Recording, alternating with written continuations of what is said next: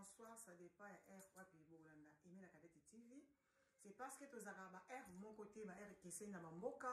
Mboka na mboka, bo excusez na na manette. Voilà.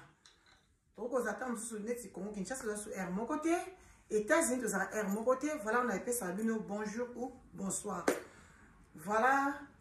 Beaucoup na aimer la cadette aye biso susu ni aimer la cadette aka pampo maté.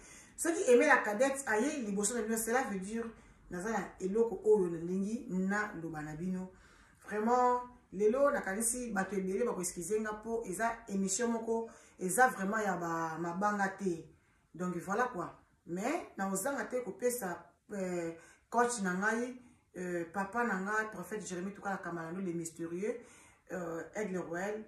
L'homme mal compris, Bambote Esika Azali, pourquoi pas et na yobi biso ngo matoko dionkutsu, sans oublier président langa d'honneur Papa Love Luciana. Vraiment Bambote Esika Azali. Nakanisi actualité ya mikolo tozoyo comment nous circuler na kati ya réseaux sociaux, bazo parler sur makambuya Maman Annabelle. Voilà. Donc mdutu azoloba likamba Maman Annabelle, oyo eza sur likambuya ko bombate. Et ça, c'est le camp, tu vas expliquer que c'est là qui est matin, qui est qui est vraiment bon parce que tout le monde baza au courant dans ma cambion, sauf que moi baza pas trop internet, c'était peut-être bon qu'on y est batté ou ils ont les cas dans moment où mais aux actualité la minute où et ça histoire il y a Maman Abel. Voilà, ngai naï vraiment au fingate. Donc merci beaucoup que ça domaine na matière au finga. Naï dit le penana biki na fei na kai disons. Donc les gens bon na émission que nous na za na carte na kaye na penza. Donc oh yo na ina solo là. Donc nga pona ko solo là na Maman Abel, na prophète, na papa Eric. Donc na ko solo na bido. Pourquoi pas ko solo la pena Ariachou o aza collègue nanga na kati na musala mais so ili kama ko lobezali et ça na biso photo loba. Yango wana bomona tina nanga oyo na yebi kat na o esika eza yango wana. Vraiment bandeko boteninga regardé. Donc eza musala auto ponaki, toza na obligation ya ko sala yango c'est un problème, il faut to loba, faut to partager. Vraiment tout peut na ba conseil qui est pas acheter. Conseil qui pas acheter aux amukolo, aux ala mwana mukie et qui parate ba lebi mwana mukie beta kambunda, ba kolope ba binaka. Donc, mon collègue doit faire ça, moi, un conseil. Tout comme il y a personne qui doit faire ça, l'équipe conseil. Donc, équipe en angote, mais, n'a obligé, tellement, Maman Belle, au zouango. Mais, n'a sengi na yo yokanga. N'a dit ko yoki ebele. Mais, pesanga lito na yo yokanga vraiment. Attention, ko yokanga, c'est na 100% aimé yoka. Et ça, la peine bien makasi. Et puis, on sait que pas nos prophètes, et si vous allez, on met à ko yokanga. Pour ngaipe. Nazali mwana o na vana sama kolo ya mosali ya prophète bate bele ba yebiye naza mwana na ye na kalisi tango na ndeso na lobaka na banda opesa mbote na sibisu boyo kaka ezate na bomba to ni te. Donc naza mwana ya prophète Jérémie Tukala Kamalando nazwa ka ba enseignement toza enseigner R surtout vraiment ya mwana éducation toza nango na éducation de base ya ndako na éducation à l'église et permettre à bisoter to finga. Donc eza vraiment le lengi na bisoter. Et on a chaque fois dans cette émission na finga abatute. Pour eza permettre. Ça ne pas dire que so fingi butrasi na koyoka yote eza la bongote. Eza te so fingi ya fingi macho kito fingi lobi nde mutu na koyoka yo peso ko bima le meda koyoka yote. Ça qui mutu aza na posa koyoka yo au yoka yo. Bandeko. Vraiment bate belé ba ye barate. Musala ni ya oyo bengi mo ya prophète. Batu mingi ba fini prophète. Oui. Baza ba peut-être na raison na bango. Pour dans sa analyse c'est loye. Tout ko peksa mutute. Pour te dire que internet c'est église té. To la te pour te peksa mutute ko finga raté. Non. So ki eza musala na yo ya ko finga sala yango. Bible lobi o a sala mabe a continuer mabe na ye. Oh, ça, malama côté pe na bola munaye. Donc, aimer aya kante pour na ko juger. Aimer aya kana juste pour na remettre lisolo so le pakala na dai na prophète sabino ke nga. So za lisolo na yo opesi nga na robeta. Oza na posa aimer atanga kombo na yo. Ndenge atanga ba kombo abatu misusu na kotanga kombo na yo. Je suis là. Naza pena disponible pour na kotanga kombo na yo. oza na poste ya pub nasala publicité nasalaka bamama mengita o bateka biloko bio na bio naza wana na kosala yango. D'ailleurs numéro nanga eza toujours wana bomonaka yango benga na tuka ozanga te kozwa oyo eza posa na yo. Donc naza na pona bino bino boza na pona biso. Donc sans bino donc il m'a plein.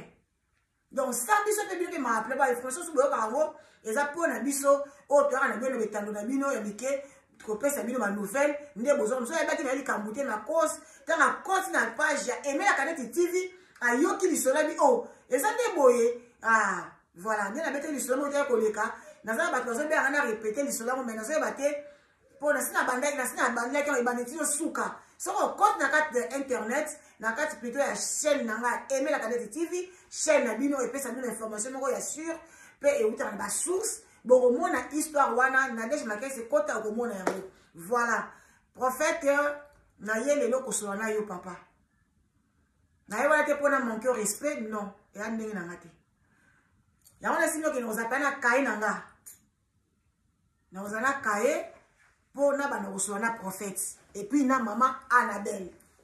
Pourquoi nozana kaye nanga ye nazana kaye nanga parce que toza bato tozaka enseigner. Peut-être que nous bosse vraiment les camo bon enseignement concernant nos zoaka yango et c'est un person to boaka misu na kasa kainanga. Voilà. En fait, mwana osenge pa na yo musana nzambe eza facilité. Eza kwanga na likaya bouté papa. Eza te autant sous ton musana zuko le on dit c'était na 4 okali no lete. Musana nzambe senga makambo ebele. Musana nzambe senga makambo ebele. Vraiment, ceux qui osent la maîtrise des prophètes, au bon moment, et bien, ils ont un problème, et bien, ils ont film pour rien, on finit en combat en zambe pamba. Pour bien, la prophétie, ils ont des choses dans la prophétie. Oh, et c'est la mission pour Oyeba. Déontologie prophétique, il faut Oyeba yango au prophète. Il faut Oyeba, bloc, maîtrise, il y a message.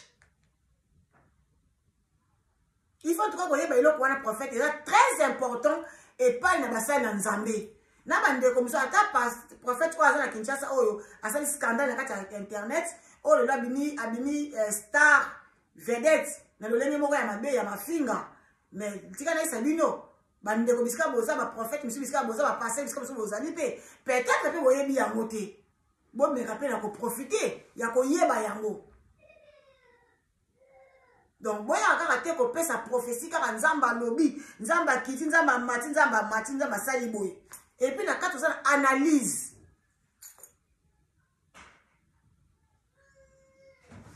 Est-ce que le prophète en sort là qui pensa la maman Annabelle? Otuna ki nzamba et puis c'est que loba. Point d'interrogation, je suis pas là pour vous juger. Tout ça analyse un message. Photo yeba iloko wana. Na yeko pesa mutukuru te. Mais na yende ko sala analyse. Mais vous avez pas osé pesa mutukuru eza on a problème te. O ayebi peta ko zwa na yango pe. Eza ki mabete. Eza mabete eza penza bien makasi. Parce que tozo mona ba tozo fika ba sala nza bazo fika ma trop. Nde ba dit que bo skize ngai na terme ba muyaka moko afinisa ba yaka nyoso tout. Moi si moko afinisa ba se tout. Ngai sabe ari surtout ceux qui ba vrai ba faux bazar. Boy ba ke ba vrai pe bazalaka. Tozaka ba faux na ba faute. Ba vrai pe bazali. Tozaka na faux dollar, tozaka na vrai dollar. Donc nous ça la faux. Même tozoma makamba COVID-19 oyo. Tozoma ba timiso ba ya faux ba test à faux et commis. Asa la marque elle me passe à cause appelle la test à appelle na covid ba le bini kaza na covid mais test c'est qui faux. Donc et non que wana photo ba que vrai na faux ba ça toujours. So ba ça qui faux cela veut dire ba il y a une importance nango. So ba ça qui vrai ba il y a une importance nango to ba reclasser et non que l'autre na mutu na place na ye. So qui lipa mutu ça qui mabe bo ça doit na lipa. So qui kwanga mutu na bisi bo ça doit na kwanga bo tika Thompson na fa na Kenya. Mais tout ça problème à mélanger.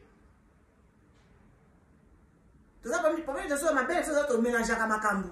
moto asali mabe o wana kuna ozwina o azali kingasani o azali kisangani na o azali na lubumbashi o azali innocent ebe te loko te bozwi bango surtout o babengaka fufu de même mbadi botie bango na kati ozomona bosali bango surtout na kati or eza bien te tout le monde a bien fufa manioko fufa masango cela veut dire eza différent so il pasteur mon prophète moi sali mabe oyo badinge baza na posa bafinga ye boloba na ye wana eza ka problème na ye moko mais nga na yesa bandeke ebele nzambe alobi atuni biso qui vous établit juste de juger mes serviteurs totika ko juger mais eza mpona nzambe so on a problème te akopesa bango baconseil na bango ntango bayoka te mais tosaka meme part na biso ya kokosiaka bango ata la yoki tele yoki te mais ça finira un jour nzambe aotouche motema na ye akoyoka kaka parce que pourquoi le dit na kana zobi c'est bien makambo tout wana pour exactement très important dans la carte un message dans la communication na carte wana communication donc on se communiquer donc yo prophète ozo pesa un message et pas ya mutu moko songolo pakala o ayaki liboso na yo yanga c'est pas parce que nzambe ngani ngate ya sa nzambe atuna abatu ke problème no eza nini te ngani ngabongo te donc ça veut dire yo moninga ça veut dire comprendre makambo zango yebisa kama makambo na zango ko tuna ngate ko problème no zeli eza nini o ke yo za mosala nzambe to ngana ye pense ça veut dire yebi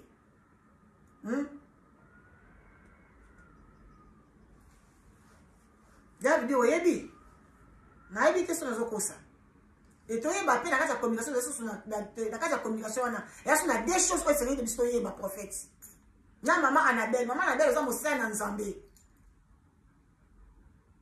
oyembela ka nzambe kosala nzambe zaka te fo le kana na nini comment dirais-je benga ngoni ole kana cher ko bana ko prêcher ka ne pour baka oza mosala na nzambe te tango zoye mosala nzambe na nzembo na yo na yebi nzembo moko ndeko na biso matusa mwa layembaki alobi nazali koyemba mpona lokumu ya nzambe mpona lokumu ya moto te donc après alobi ke azali komiteya na makambo nyonso azali koyemba donc mpo nayebi koyemba te bokoseka mongongo na ngai ayemba alobi nazali koyemba mpona lokumu na nzambe kasi mpona lokumu ya moto te elongo na ngai moko na komiteya na makambo nyonso ngai nazali koyemba ye bozali koloba banso bana na nzambe kasi mitema ezali mosika na Yesu bosoto ya misoma yozali kotika kasi ya moninga nde yozali kolobela vraiment nalingaka nzembo wana makasi parce que eza nzembo moko elobaka ebele batu ebele bazwi bosoto na bango babombi yango babombi mabe na bango biso somonika mabe ya mama Annabelle po mama Annabelle akendeki esika moko boye mais Bible elobi lisumu moke ezalaka te ya monene mpe ezalaka te pour makomi elobi car tout ton péché sont profane de la gloire de Dieu mutu to asali lisumu akabwana na nzambe tozalaka presa kojuge baninga te est ce que ntango ozojuge moninga oyebi tatyaka mosaki boye moko ezongelaka biso ntango tozotia mosapi boye moko ezongelaka biso ntango tozolakisa moninga mosapi tozalaka mpona kojuge basala na nzambe bazalaka bato baza na mai na makila bandeko na ngai baza na mai baa na makila baza ba esprit te baza ba être humain lokola yo na ngai baza mpe na droit ya baerreur yesu kutu aye na mokili oyo nana nga ndimaka ye akomi mutu ya mabe mutu ya libaku donc amemi problème donc akomi mutu ya lisumu bongo surtout ka mosala na nzambe mais basala na nzambe bozala très attention na mosala oyo bokoti oyo soki asala mpe ya nzambe mutu abengaki bino alors bosala très attention tofingisa nkombo ya nzambe te nkombo ya nzambe ezofingama makasi et surtout na bainternet ezofingama bablaka part nkombo ya nzambe ezoso na valeur te a cause ya basala na nzambe vraiment toyeba oyo tozosala tango zana problème na yo moko mosala nzambe ke fo yamba mutu moko bo songolo pakala aifaya na kata prophétie ya zwa temps ya prière zwa temps ya prière ça peut nzambe alobela yo les qui m'a quand même poussé par l'esprit que les hommes ont parlé de la part du Seigneur. Cet esprit n'a poussé yo, a tchama la bakati na yo. Pour on lo ba penza o eza e wite pa na nzambe, mais on lo ba selon yo te. Ma prophétie mo pesa bonzoto. Et asi na kata Bible te. Prophétie est rapport au panzate. Nga se na makolo ya mosala nzambe na mwa de pesi prophétie mo po epanza batute asani saka et puis atala ka so ka pesi prophétie mo ke za niveau ta biso ke yo na so na te ya intel c'est parce que telle capacité morale na yo pe ya mémoire na mo ke non o supporter makambo na rebisa oti mais yela ka songolo po na sala ka bongo asala ngo et pour la nini po aboya problème azala te po na ya panza ti na kalisi bo comprendre mamna lo banabino mutana mas mosana nzambe akapona ko sangisa mais soki mosana nzambe ko akapona ko diviser et comme grave et comme pena grave na yiki batu ba lo bana bango batu ba ko finga na bango mama Emela Cadette TV mais c'est pas un problème na labaki na bino o mesana ko finga afinga parce que na mafinga moko te o e ko bima sereza iniki ma basali yango mama Emela Cadette TV ezaki mafinga tout eleka na mokilo do na yoka bafinga bato mais na yoka mutu moko te akufa ka cause bafinga kiye na yoka ki amuti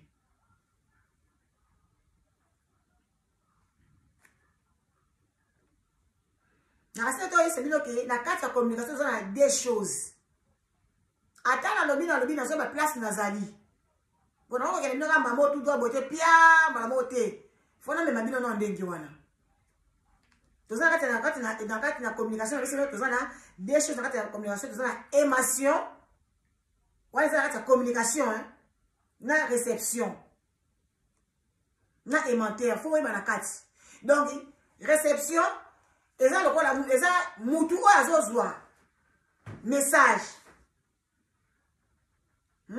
émotion donc iso pesa mutu na message as o so azozwa ngo o azozwa so message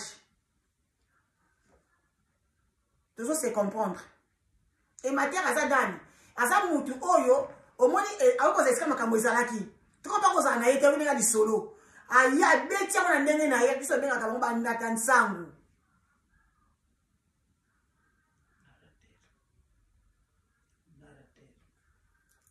donc narrateur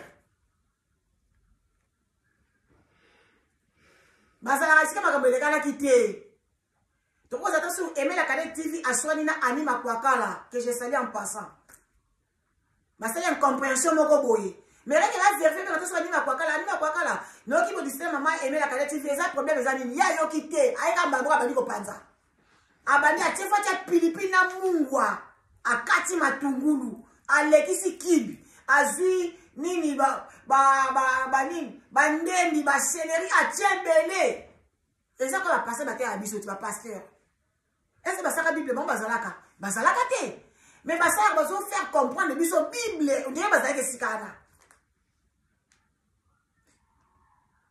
bazalaki wana te mais bazaka pour basala bongo ba pesa biso sentiment bobo poto yoke lengi ya ko yoka ngo parce que batanga biso ka Bible ka normal boye tout le monde a un livre sur tout pour comprendre quand même bazo décocter pe so donc azu pe na phrase kaka moko boy on va quand même so bino boy c'est dit ata musa nza moko bia blog allo ba yango je vous assure aux années mona na lo baté hein les cas différents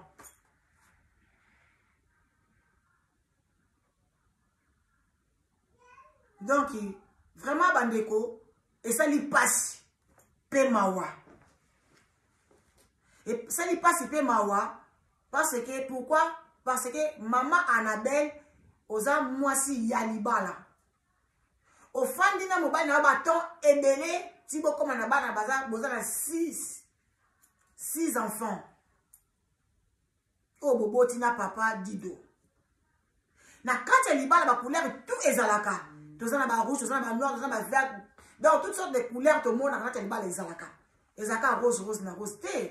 C'est pourquoi le baraké, tout c'est pour les meilleurs, pour les pires. Maman n'a belle entre parenthèses. Nayoba qui yo collé la zone le baké, papa dit la viola qui a 15 ans. Maman n'a belle. Ba viola na âge à 15 ans.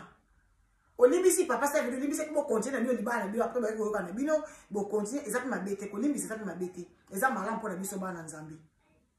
Au Libisi, pas pour continuer. Papa violé moi à âge à 5 ans. Maman n'a belle taille yo moko maman nana. Pourquoi qu'on nous salue comme moi mobali oya pêche au bana? Ya oui batu boni bazo kabana.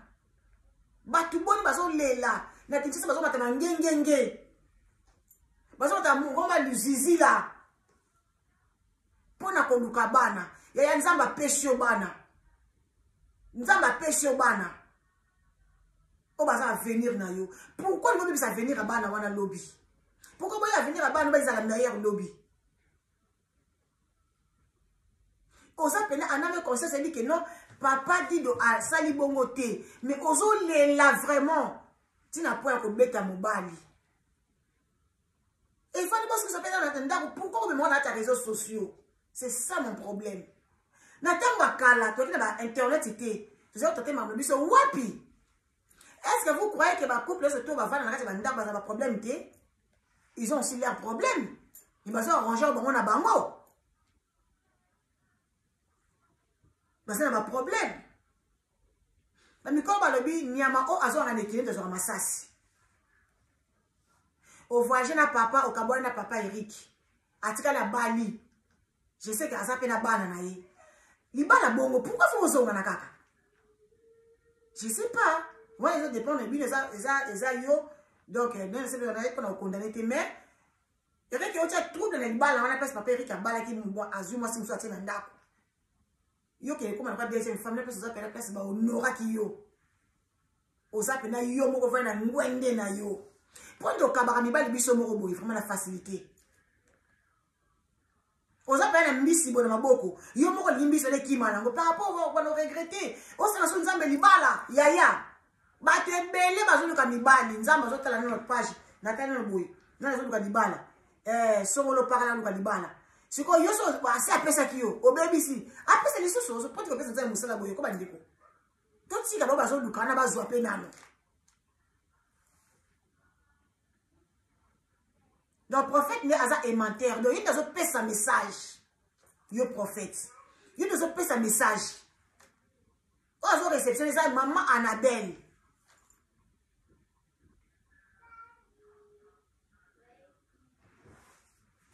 Vous allez comprendre.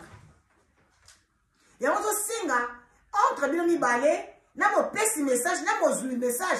Et au singa n'a pas la maîtrise de soi. C'est tellement nécessaire.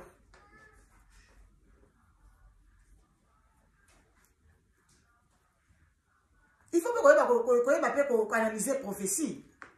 C'est une prophétie. Je dois analyser. Ce qui est un cas, maman a dit so Ariachou. N'a pas n'a pas ma Ariachou à salagité. Pour bien le dire, allez faites mes disciples. C'est ça biblique. Il y a ce samedi là. À moi que la maman la belle. Non, tu connais mes manés qu'on a dans la Nzambé. Donc on a condamné Ariachou. Ce qui a qu'elle est maman la belle et pas un nganga. Mais elle n'est pas un nganga Nzambé.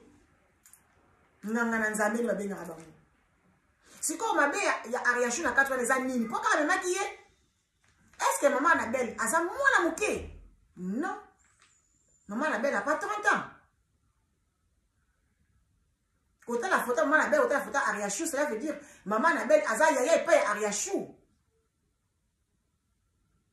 Maman Annabelle a qu'elle n'est pas Ariachou ou a qu'elle était. Moi les a problème na bango. Mais un problème na les aboyé, y a kolobake. Maman Annabelle, aux gens qui maîtrisent le soi. Il faut que la moula bovana papa. Maman se bovani na papa penza. C'est combien d'années bo sali na papa wana. Papa Dido. Kakande abana ovele bana 5 ans ko banango. Balobi pété. Vraiment tellement au baby sibana. Ata bana na ata papa lobi té. Et moi tata moi si. exposé ndeko na mona télévision. Pourquoi tata mwasi? Bon, on va n'appeler kimia. Point d'interrogation. Maman Annabelle, moi je te conseille que de tika ba émission. Tika ba émission, prends ton temps. Luka nzambe na wana. Nzambo atinga ke oyemba wana. O bane ko yembe la wana. Zonga na sama kona nzambe. Yaya, senga nzambe bolimbisi. Senga nzambe bolimbisi. Avant bana senga nzambe bolimbisi, zonga pe papa Dido, senga bolimbisi. Kena sama kona ye. Oui, Bible ba fika mela mutu afika na ka nzambe, mais ngana zo bisa yo zonga na sama kona papa Dido, kende ko senga ye pardon, bobombisa. Ceux qui vont continuer libala na bino là, ils ont un problème té, ils ont qu'à gloire à Dieu. Ceux qui vont kabwa na bino, bo kabwa na bo ça en bon terme, bana bazana kati. Bana bo moti mona banzete té, bo boti bo mona papa. Alors bon, mais encore ça pour l'avenir, à bas des la meilleure. Bana na lo on a problème à nous ko sabinoté. Au moins les besoins on a comme na belle le côté. Pour qu'est la justice. Papa asa innocent. Bana basimba bana te. Yaya. Ocha bana wapi. Et puis papa no ba bongo asa papa aboti bana wana. Ondimi o exposer mo bana na yo. O bo fanda na passe na taka bisengo. Ata yo so bilamba. Ils a problème te. So tengi na Genèse l'Apocalypse, c'est comme on nzamba ba ka ke mobali faut aider ka mwasi ba lo ba yango te. Mwasi pas na doit aider mobali. Pour li bali ba ida biso ba bona te. Je te comme na aida ka ye. Ka biso so sombeli mobali o meki ko sombela ta bilamba mwa nini boy. Tango okabwana ba ni ngambo na ba ko sala boy mama. To tuni yango te za secret na bino. Et ça problème te. Ils ont problème te.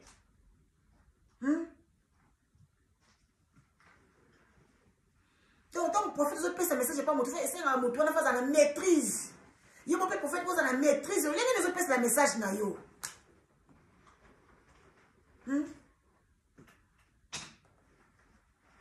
faut la maîtrise, bien mi balé. Et ça la moto, soit, na moto, ça, vous avez la maîtrise. T'as posé la maîtrise, modèle de mémé libino scandale à internet. Quand ça la maîtrise, bien mi balé. Les gens qui internet mais ezali bozali maîtrise balamoko paf bobi ma vedette moko ya mabe bofinga ka bino moko bofingi si kombo nzambe bofingi basi mabala ba chante ba fingami akaka cause bino mi balé prophète na mama Annabelle.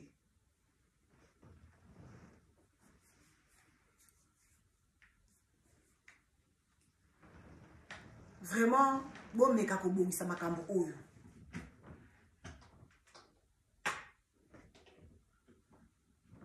Et ça la bien makasi.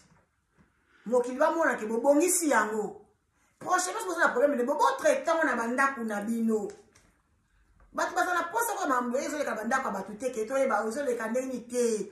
Bino moko nde boya kana ba message na bino we sala ka ete biso ba panzisa ngo to lobela ka yango. So le likambo te na lo bango ndeni. Et ça veut dire que ça va faire des potana kita matai et maté sali bozo isi boy kaka pa mais to yeli makambo na te moto le bilango ezate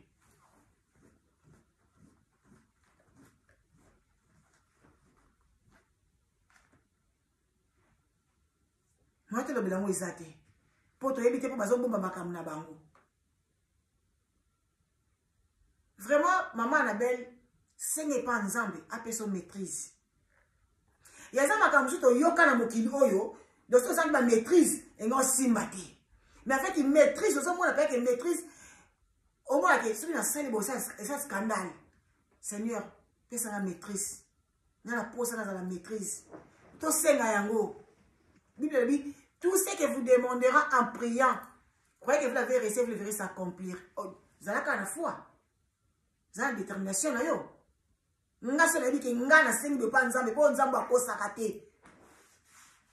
Na biki na ozwango. So na sengi nzambe sagesse na biki akopesa na sagesse. Mais tout ça peut-être nga na zana ngolelo, lobi na zaki na mote. Po na biki ifai na senga pa nzambe. Na zana ki ko senga. Yango wana zana maîtrise wana te. Mais le wana senga yango na maîtrise comme ça ko ya bo pa na maîtrise ngo na mpenza. Avant na agir na maîtrise ngo.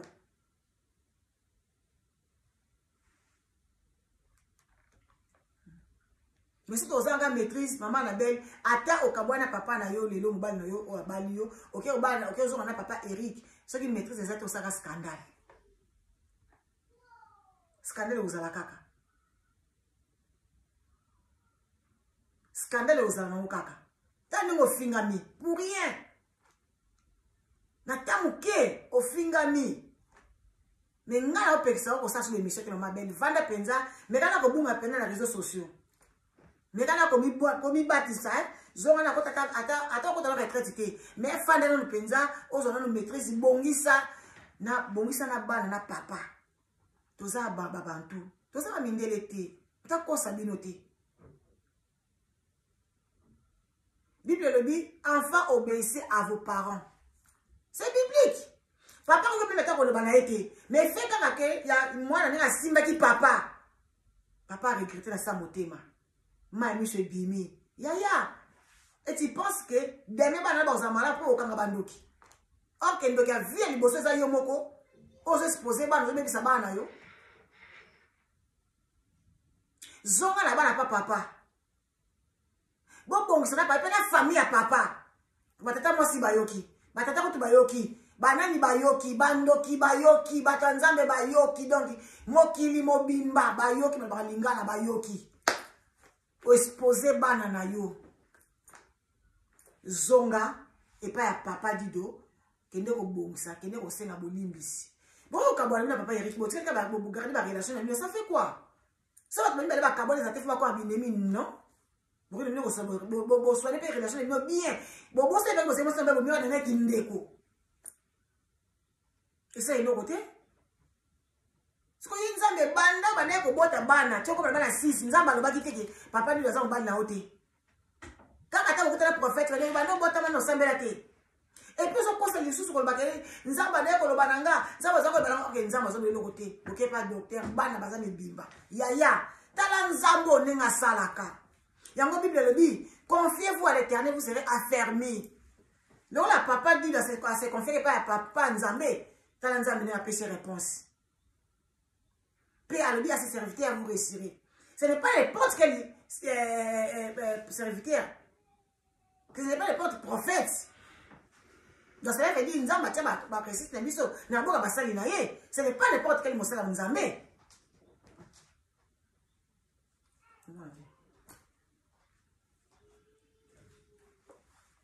Vraiment, il y a un message dans la souka.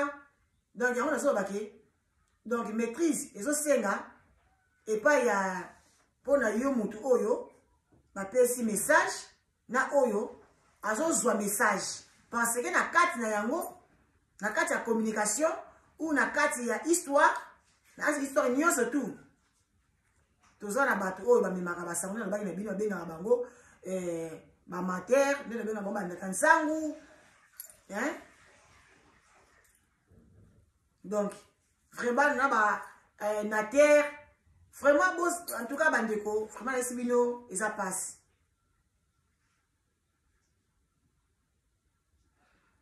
bandeta nsangu ne na esa yibino bandeta nsangu bazanga na bango te dans ce qui temps ya kokoma pona na bossa na oyo na koloba te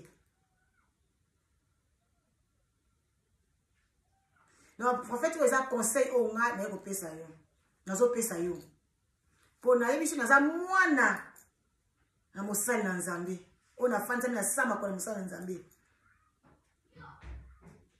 no pe mama Annabelle ozangi maîtrise donc message c'est ma bé c'est la force de la maîtrise et c'est le message à malam et c'est le message à ma bé et c'est la mutuka force de la maîtrise.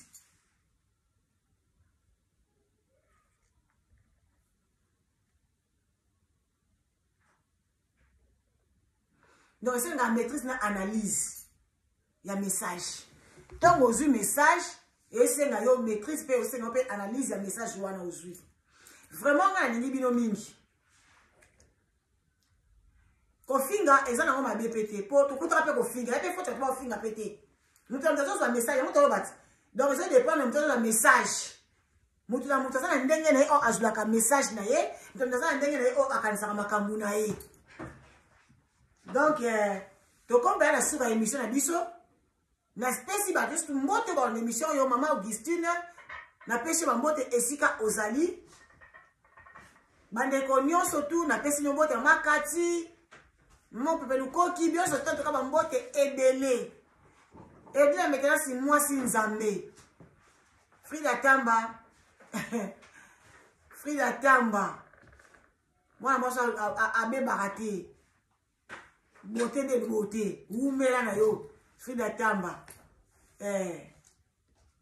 na pesi bana na ngai bisika bazali ya mbote mingi na bosa ntoko yebisa mwana nga na bianga engambe na ngai américaine na ngai Daisy Lumani Maria mwana wana nzamba pambola ye c'est ma fille chérie nzamba pambola ye asaka toujours mutu en tout cas jamais mokila bakoko na nga partout bisika bozali na lingaka bino mingi Emmanuel Mondele Jede na nga umela yaza prophète David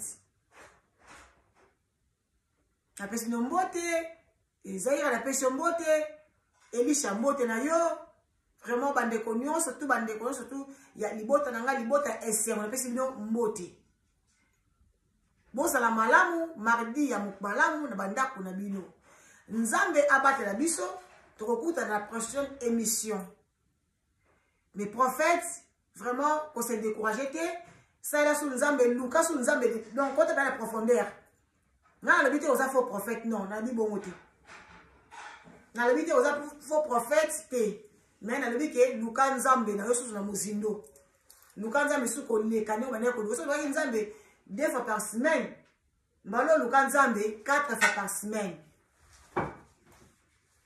et ça la bien ma casse mais na sepeli pour la maîtrise no pas prophète pour tel ko le belo côté ozaka calme eza malamu mingi Maman Annabelle, pardon, penza ndeko na ya mwasi, nazo ko sipio na bolingo na nzambe, ko le kasu na émission te. Ko le kana émission te. Ariachou, ko sa su audio te. Ko sa ndeko na kat na musala, so na bino to ba comédienne. Ko sa su musala te. Pardon, ko sa su audio te. Ko za la confiance ya mutu te mutu azaka ka mutu.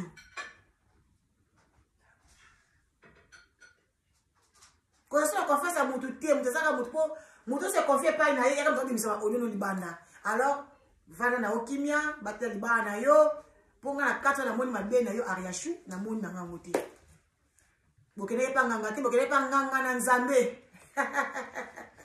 ça c'est la voix de Aimé la Cadette TV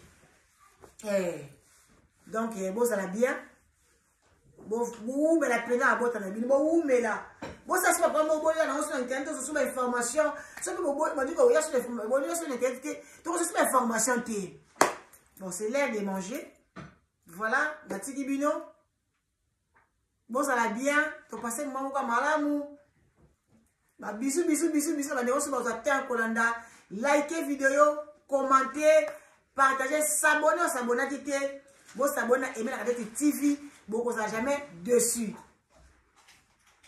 Merci Mingi, dans la groupe on est ensemble, les amis de Mundibou Star, la personne en beauté et belé bien sur Miska Bosali, à ne pas oublier Angwa Faire. Kunande makamwe fanzi, bate, bomo nakatai. Angwa Faire et ça makambu na yango. Donc, Mingi on le belé, on sait ma commentaire et belé pour les kambo Angwa Faire, donc, bino moka bomo na bo jiji. Bolo bini, ça va? Et Simbi, et Simba kaka, ma princesse Déborah. Nous baka, pour faire Teddy. N'a pas Teddy na pêche mbote. Teddy na pêche mbote. Bobo c'est na bonomi te, collège bonomi. Na Katia Monga Fula. Na arrêt Kikwiti 2. Na arrêt, pardon. Na avenue Kikwiti 2. Na arrêt nango habitant na Monga Fula yaya école moko na ebisi bino di jamais vu et donc école les bandits banguna basi ba bandi komoni sama guerre bandi à cause ya bonomi mais boko kate to akali kolo bonomi fin donc ben ngate ben progresser bazo mona déjà so ben ngaba bandi gentil kuna penza na Minerva pas professeur te OK pas OK futa Minerva on futa on a compte bancaire na bis scolaire ezali so on mo ka fa musika bobanga te bis scolaire ezawana